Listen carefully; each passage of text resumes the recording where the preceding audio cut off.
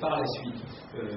À l'époque, la seule fonction de la négation du génocide ou de la minoration des crimes nazis en général était de permettre à l'extrême droite de ne pas complètement disparaître de la scène politique, en tous les cas française. Après l'épuration, la survie d'une extrême droite qui a collaboré avec l'Allemagne dépend, en tous les cas c'est le raisonnement concernant des gens notamment comme Bardèche, de leur capacité de dire oui mais l'Allemagne n'a pas commis de tels crimes et donc si l'Allemagne n'a pas commis de tels crimes, donc le fait d'avoir travaillé avec l'Allemagne, et au fond n'est pas si grave que ça. Je résume évidemment de façon un peu simplette, mais c'est le raisonnement qui est à l'origine en tous les cas, qui est instrumentalisé dès l'origine par les premiers négationnistes. De même, si on saute alors, pour le coup, une trentaine d'années, excusez-moi, je vais ça très vite, la réémergence des thèses négationnistes en France, elle se fait bien sûr par Florisson, avec ses fameux articles qu'on va découvrir dans la presse en 78-79, mais elle a commencé avant, par l'introduction dans une sorte de semi-clandestinité de négationnistes américains ou allemands, notamment Arthur Butz et Richard Harwood, qui ont été traduit et introduit dans le milieu de l'extrême droite française par François Duprat. François Duprat, c'est un des fondateurs du Front National. Ça veut dire aussi, c'est une chose que je dis en passant, mais qui a son importance, dès la création du Front National en 1972, la question du négationnisme est fondatrice. Pourquoi? Non pas simplement parce qu'ils sont antisémites, c'est une explication trop simple, mais parce que la négation du génocide des Juifs, considéré comme le summum des crimes nazis, constitue un passage obligé de la réhabilitation de l'extrême droite qui aide à collaborer avec l'Allemagne. Il y a donc véritablement une fonction politique. Je peux poursuivre l'argument, mais je vais vite terminer parce qu'encore une fois, je vais prendre trop de temps. Regardez Gollnisch. Bon, là, c'est un exemple que je connais de près, puisque Gollnisch, lorsqu'il fait sa dernière sortie négationniste qui va le conduire à être renvoyé de l'université de Londres, quand même, c'est pas rien. Il le fait à la suite de mon rapport. Mon rapport ne l'accable pas lui particulièrement par rapport à d'autres, pour des raisons sur lesquelles je pourrais m'expliquer, et pourtant il choisit de faire deux déclarations fracassantes. La première concernant l'existence de chambres à gaz, la seconde concernant ma personne et, sur la place publique, ma judéité, et donc le rapport entre l'objectivité de mon rapport et le fait que je suis juif.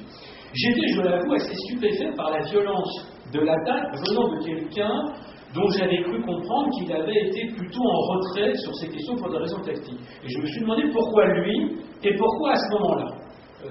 Et la raison était assez simple, c'est qu'il était engagé dans une lutte de pouvoir à l'intérieur du Front National, avec Marine Le Pen, je n'ai pas le temps de développer, on en a vu les conséquences récemment. Or lui, sa stratégie était quoi? C'était non pas une stratégie de type Marine Le Pen, dédiabolisation, mais conforter le noyau dur du Front National. Or, pour conforter le noyau dur du Front National, il utilisait à nouveau deux thématiques, le négationnisme et l'antisémitisme.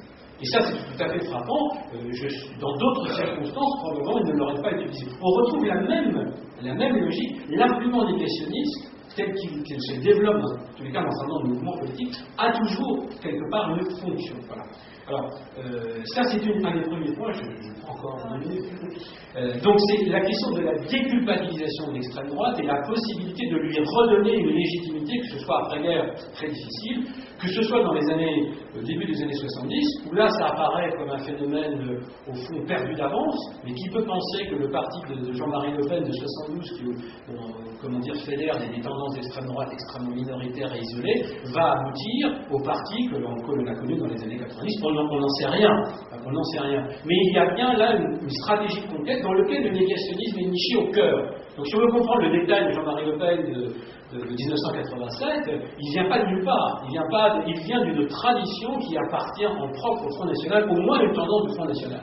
Donc Gollnisch, d'ailleurs, constitue, à mon avis, un bon exemple. Ce qui fait que ce qu'il dit, il n'en croit pas un mot, je peux vous le dire, pour l'avoir interrogé longuement, il n'en croit pas un mot sur le fond, il s'en moque d'ailleurs, c'est pas son problème, mais il sait la portée politique de l'argument négationniste, à l'intérieur de son propre parti, de son propre milieu.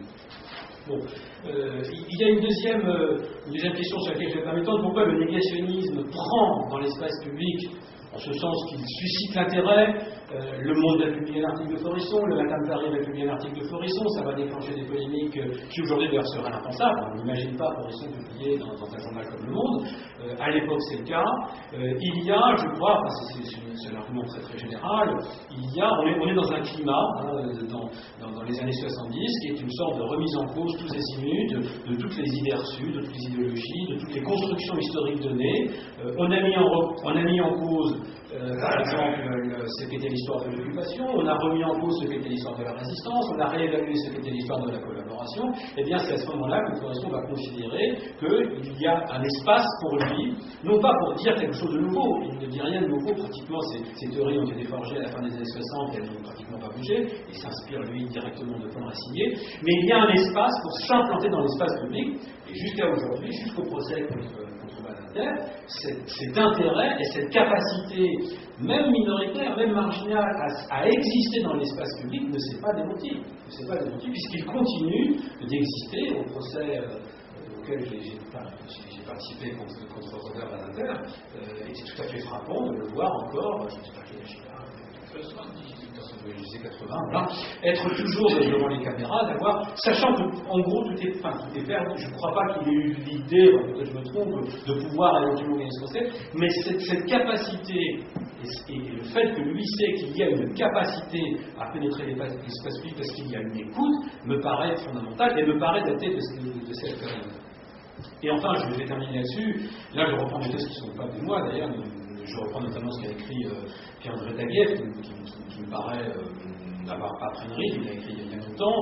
Je pense que le négationnisme, alors là, pour le coup, si on analyse toutes les formes de négationnisme, tous les acteurs du négationnisme, à commencer par exemple aujourd'hui par le négationnisme iranien, ou dans le monde arabo-musulman pour aller vite, il m'apparaît presque une évidence aujourd'hui que le négationnisme constitue un élément structurel essentiel et, incontournable de l'antisémitisme. Il n'y a pas aujourd'hui un antisémite dans le monde, quelles que soient les causes de son antisémitisme, qu'il soit politique, soit religieux, qu'il soit social, économique, ce que vous voulez, qui n'ait pas à un moment la tentation de considérer, qui ne va pas considérer que la négation de la Shoah est un passage obligé pour exprimer son antisémitisme. Ce qui est évidemment une des grandes nouveautés par rapport à l'antisémitisme d'avant la Shoah par définition, même si cette négation, même si l'usage du négationnisme constitue un élément structurel, va reprendre, et ça Taguieff l'a démontré dans un article qui s'appelle Nouvelle judéophobie il y a très longtemps dans les temps modernes, va reprendre exactement la même rhétorique, la rhétorique du complot, la rhétorique de la diabolisation, etc., qui a été utilisée depuis la nuit des temps dans le cadre de l'antisémitisme. Donc, et je pense que là encore, il y a cette dimension fonctionnelle. Un antisémite qui se respecte ne peut pas aujourd'hui négliger le fait que la Shoah étant considérée quand même malgré tout dans l'opinion mondiale internationale comme un des crimes les plus les plus importants de l'histoire de l'humanité, pouvoir professer avec un minimum de légitimité et de tranquillité un antisémitisme qui serait donc rendu acceptable, passe par la négation de ce crime-là, y compris dans un milieu qui considère que les juifs sont par définition des diables, des démons, etc. Ce qui est quand même très intéressant, pour le dire, je vais terminer là-dessus, c'est un peu quand même l'hommage que le vice rend à la vertu, c'est-à-dire y compris le président Ahmadinejad, qui est de mon point de vue un génocidaire en puissance, si on écoute ce qu'il dit, c'est quelqu'un qui est capable, en tous les cas si on lui en donne les moyens de faire ce qu'il promet de faire, a besoin quelquefois de se justifier devant l'opinion publique internationale en disant, vous voyez, nous avons raison de dénoncer les juifs, ils ont menti sur l'existence de l'Holocauste.